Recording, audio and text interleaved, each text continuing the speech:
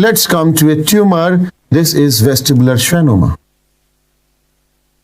Vestibular schwannoma, earlier known as acoustic neuroma. Earlier known as acoustic neuroma. So in old books, you will find some good old questions stating the word acoustic neuroma. Now remember, this is an old word. We do not use it nowadays. This tumor is neither acoustic nor a neuroma. So we have completely discarded that term. The term used is vestibular schwannoma. Right? The term uses vestibular schwannoma. So you can see this acoustic neuroma written in the diagram also. But now it is known as vestibular schwannoma. Right? So vestibular schwannoma, this is the most common benign tumor of CP angle. Most common benign tumor of CP angle. What is CP angle? CP angle is cerebellopontine angle between the cerebellum and the pons. So we have the cerebellopontine angle. This is the most common benign tumor of CP angle. Right? Okay. So from where does this tumor arises? Now this is a very important question. From where does this tumor arises? So you now see the 8th nerve. So you can see this is the internal auditory canal. You can see the internal auditory canal. The internal auditory canal has 2 nerves. Number 1, we have the facial nerve. We have already discussed the facial nerve. Number 2, we have the 8th nerve. 8th nerve is the vestibulocochlear nerve. Right? So we have the vestibulocochlear nerve divided into cochlear nerve, and there are 2 parts of vestibular nerve, superior vestibular nerve and inferior vestibular nerve. Right? So now remember, vestibular schwannoma, it arises most commonly from inferior vestibular nerve. Very, very important question. Why important question? Earlier, it was believed that superior vestibular nerve is the most common site of origin. But in 2011, this knowledge changed.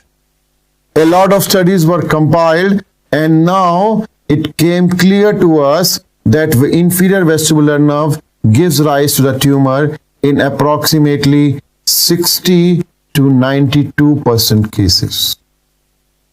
So the knowledge is now changed. Now it is believed that the most common site of origin is inferior vestibular nerve. Inside the internal auditory canal, please note down, inside the internal auditory canal, the IAC part of inferior vestibular nerve, most common site of origin of vestibular schwannoma. Sometimes it arises from superior vestibular nerve, rarely from cochlear nerve. Right? So examiner gives you a question, vestibular schwannoma arises from. So if he gives a question, arises from, please note down, arises from means, arises from, then you have to mark all of the above. Superior vestibular, inferior vestibular, cochlear, mark all of the above. Because the question is arises from. If you gives most commonly arises from, then you have to mark the answer as inferior vestibular nerve. Right? Okay. So remember, this is a vestibular nerve tumor. It's not a cochlear nerve tumor. So this is not a acoustic neuroma. Right? Okay. Let's look at a neuron. So this is a typical neuron. It has a cell body. It has these axons. Now this axon is covered by the myelin sheath. Right? The myelin sheath is formed by these Schwann cells. Right? It is formed by these Schwann cells. Now remember, this is a schwannoma.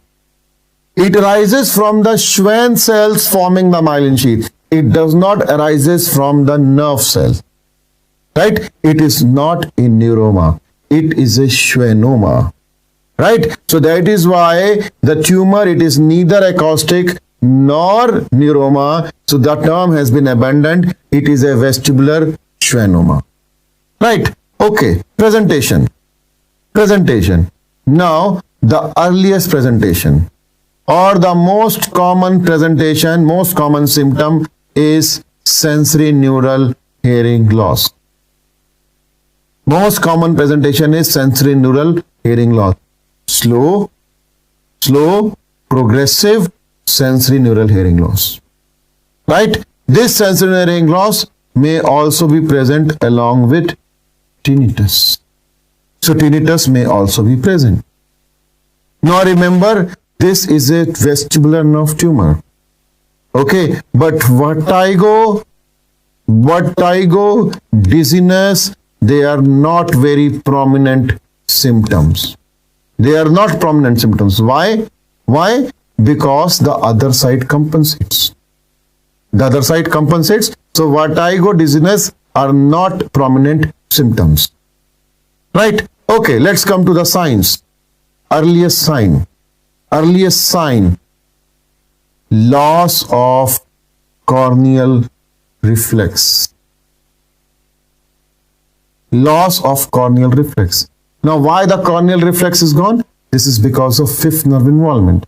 Now, the fifth nerve gets involved in the CP angle. So, the tumor starts from the internal acoustic meatus. It goes into the CP angle and it presses on the fifth nerve. So, fifth nerve involved, loss of corneal reflex. Okay, Hitzel-Berger sign. So, remember in the EAC, my first topic of the year, I had taught you nerve supply of EAC and I have there taught you Hitzel-Berger sign. So what is Hitzel-Berger sign? Loss of sensory supply by facial nerve in the posterior superior wall of EAC. That is known as Hitzel-Berger sign. Remember, I told you this is seen in vestibular schwannoma. Right? Okay, next question. How will you confirm your diagnosis? Investigation of choice. So remember, this is a brain tumor. It's a brain tumor. So obviously, the investigation of choice is MRI with contrast. Gadolinium enhanced MRI. The contrast used in MRI is gadolinium. Right? So you do a gadolinium enhanced MRI. This is the investigation of choice. Brain tumor, soft tissue tumor, you always do MRI. Treatment. Okay, now the earlier treatment for vestibular schwannoma was excision, surgical excision. Benign tumor, the treatment was surgical excision. But nowadays, with the development of technology, this has changed. Now what we do? Now we divide the vestibular schwannoma into two types, small tumor and large tumor. Okay, small tumor and large tumor. Large tumor go for surgical excision. Straight away go for surgical excision. Okay, small tumor. Now small tumor, there are two scenarios. Small tumor, there are two scenarios. So what are the two scenarios? Number one scenario, patient is old. Tumor is slow growing. So old patient, slow growing tumor, you see the tumor will slowly grow. By the time the tumor may cause any side effect, the patient would have gone. Okay, so tumor outlasts the patient. Nothing to be done. Small tumor, we have an old patient, slow growing tumor. What will you do? You don't do anything active or surgical. You will just do serial MRIs. Serial MRI means after every 6 months. You do after every 6 months. Right? Okay, so that you know the growth rate of the tumor. One single MRI will just tell you the size. You have to do a multiple MRIs to find the growth rate. So you see every MRI after 6 months, the tumor is not growing, very small tumor, nothing to be done. Okay, second scenario, patient is young or the tumor is fast growing. Patient is young or the tumor is fast growing. What you do? You go for gamma knife excision. What do you do? You go for gamma knife excision. All right, let's go to the next slide. In the next slide, we see over here different options of surgical excision. So what are different options of surgical excision? Number one, we can go through the ear. We can go over here through the ear, that is known as translabyrinthine excision. So you see over here, this is the temporal bone. So what we do over here, we go for translabyrinthine excision. So you drill the ear, you drill all the parts of the ear. So this will destroy all the hearing. This is done only when there is no hearing left. Right? So you drill the ear and you go and take out the tumor. Right? But done only when there is no hearing. Suppose there is a hearing present. Then you can go for two of the other approaches. Number two over here, you can go above the ear. That means you can do a middle cranial fossa approach.